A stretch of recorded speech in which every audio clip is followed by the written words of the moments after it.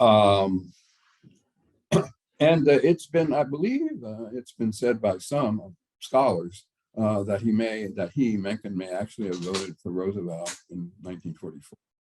Such was his wariness of Thomas Dewey.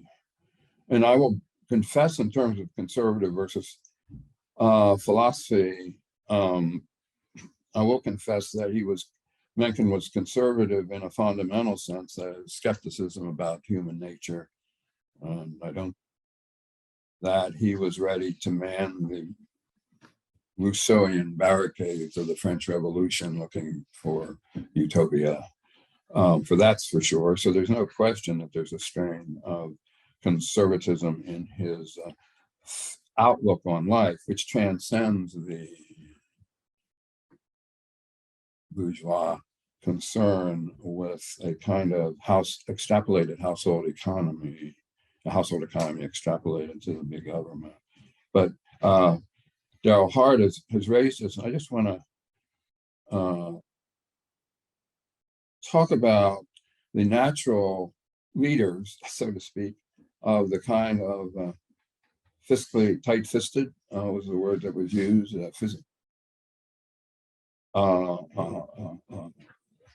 doctrines that Mencken often professed. And so I would like to compare a contemporary conservative, George Will, with Mencken. And I consider George Will, and this is going to sound very snarky, it's not intended to at all. He's obviously incredibly articulate and bold. But I always consider George Will as Babbitt with a PhD, frankly, in that he comes from the Midwest and he embodies a classical Midwestern Babbitt values. So if I may go to my quote sheet, let's compare George Will on Coolidge and Mencken on Coolidge, just really short quotes, okay? So George Will, thrilled with the idea that Ronald Reagan traveled, this is Will, the 16 blocks to the White House after his first inaugural address. And the White House curator had, at the new president's instruction, hung in the cabinet room a portrait of Calvin Coolidge. So that is the awesome portrait that Reagan introduced himself, as it were, to. And then George Will goes on to say that the great communicator, Reagan, on Silent Cal, could use words powerfully and generally approved of him. Very brief quote. And I think Daryl Hart also mentioned something like this too. Mencken on Coolidge, a stubborn little fellow with a tight, unimaginative mind. The fact that big business supported him. This is Marion Rogers. I'm sorry, that was just the quote. Coolidge, a stubborn little fellow with a tight, unimaginative mind. Then Marion Rogers, the definitive biographer of Mencken, says the fact that big business supported him, meaning Coolidge, was sufficient to make Mencken regard the candidate with suspicion because he wrote, quote, big business in America is almost wholly devoid of anything even poetically describable of public spirit. And briefly on Warren Harding, and by the way, Warren Harding introduced the word normalcy in his 24 presidential run, returned to normalcy when he was widely mocked in a more literate era because the word is normality. Now everybody uses normalcy. All right, that is an aside. I have to quote, this is my favorite quote of all time, from Mencken describing Warren Harding's rhetoric. He reminds me of a string of wet sponges. It reminds me of tattered washing on the line. It reminds me of stale bean soup, of college yells, of dogs barking idiotically through endless nights. Will, on Harding, very briefly, Harding was a reprobate with bad judgment about friends, Teapot Dome scandal, and so forth. But good instincts about policy. The latter produced prosperity. Okay. And that's another word about Babbitt real quickly. Babbitt is a quintessential Midwestern Republican figure, if you will. And Mencken was no fan of Babbitt. I have some great quotes, which I won't go on too long about, but let me see if I can quickly find them. In fact, Mencken called himself, I think, an old professor of Babbittry, and Babbitt was an archetype of the American city dwellers. This is Marion Rogers again, who touted the virtues of republicanism, Presbyterianism, and absolute conformity, because it's not what Babbitt feels and aspires that moves him, as what folks think about him. Babbitt was a literary involvement, everything wrong with American society. So, not a fan of Babbitt. There is a tension, in my opinion, between all these pronouncements that Mencken makes, very pronouncements about his love of small government, and the people that embody that love, Calvin Coolidge, more than anybody in the world, he was approved of. So make of that what you will. Now, I just want to try to move this along. I was just one or two examples here. The point is, to me, that the Republicans/conservatives are always trying to appropriate Mencken, who's a difficult person to appropriate because he's rather complicated. And a few years ago at a Mencken Society meeting, a very distinguished, I think he may be a local, be a lawyer, a very distinguished man, George Liebman, Liebman? Yeah. Yes. Yeah. Presented a paper claiming that, in fact, notoriously anti-religious Mencken, and that, in fact, Mencken was a supporter of intelligent design. Intelligent design is the de-religionized attempt on the part of creationists to pass muster with the courts. Other than you'd say, Mencken became internationally famous in the Scopes trial. His coverage of the Scopes trial, which was incredibly sarcastic to William Jennings Bryan and the idea of creationism.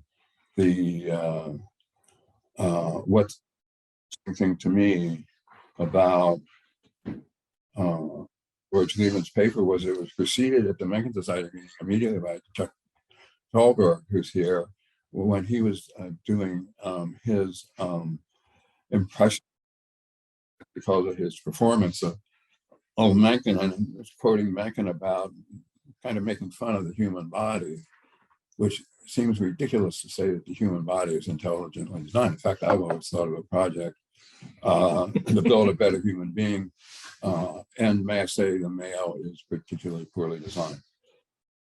Or three, I'll just go really quickly. One, the evolutionists. It's interesting because Reagan himself, going back to Reagan, had a history, even in government of California, at least questioning the theory of evolution, and that became a talking point for a long time in the Republican Party. That issue seems to have gone displaced by others, such as critical race theory and transgenderism and so forth. But for a long time, Reagan was leading the Republican Party in its skepticism about evolution, which goes back to a kind of anti-science perspective. And Mencken was basically a proponent of science. It's ideological and it's theocratic, because ultimately, despite the fact of intelligent design to try to strip it of religion, its creationism is really based on principles. And I just have to say, can anybody imagine Mencken going, maybe he'd go for kicks, to the Creation Museum in DC, which is closed until 2023 for whatever reason, I don't know, because I looked it up. I get these visions. I see Mencken going to the Creation Museum with a busload of the kind of Southern fundamentalists he was so fond of mocking. And I suspect that Mencken doesn't have a vision of Adam and Eve riding to church on a dinosaur. I don't think what's that scene. Just lastly, something that was very influential to me when I was in high school. It's when I first encountered Mencken. It's Puritanism as a literary force. I knew nothing about Mencken. This kind of comported with adolescence rebellion because it was a very articulate formulation by, a respectable man, not somebody who's a crazed rebel, about distinguishing characteristics of America. There's nothing more American than Puritanism, and in all its varieties. I won't go on about it, except I have, and Mencken, of course, blamed Puritanism for everything, actually. So Puritanism, as a literary force, goes through a long litany of mostly obscure, or all most totally obscure authors, but he also rails against Comstock and and Prohibition and so forth. So Puritanism was all purpose, and I tend to be that way myself.